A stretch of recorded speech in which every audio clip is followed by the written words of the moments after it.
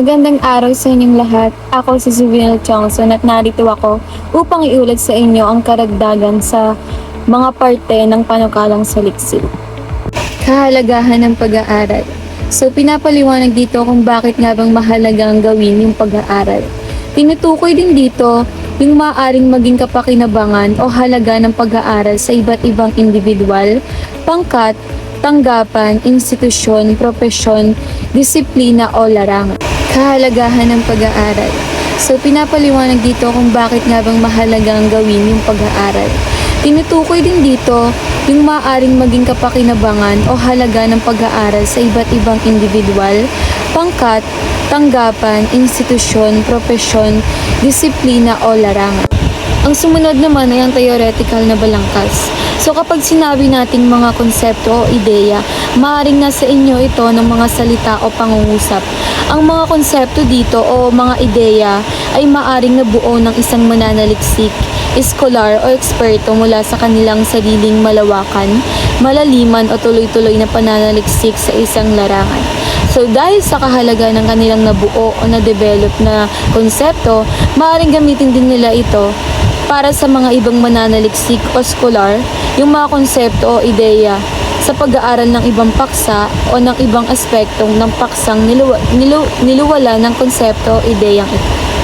Ang sumunod naman ay ang metodo, kung saan ito ay paraan ng pagsasagawa ng saliksik o sa mga paraan ng pagkuha o pagtitipon ng mga datos.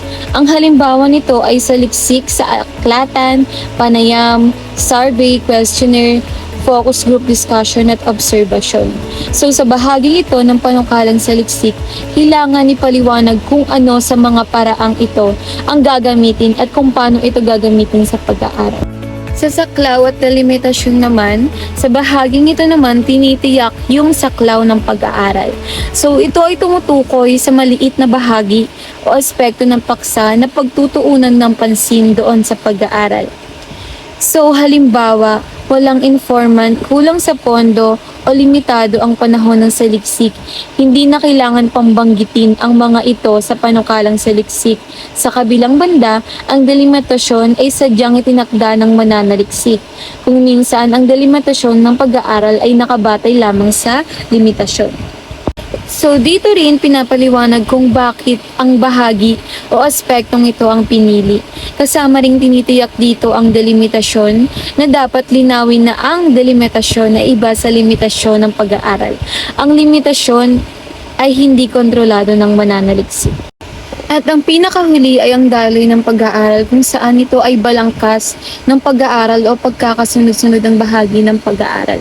So ito yung pagkakaayos at tulad nga nabanggit ko, pagkakasunod-sunod ng mga bahagi at paghahati ng pananaliksik ayon sa panimulang pagtalakay nyo tungo sa konklusyon o katapusan.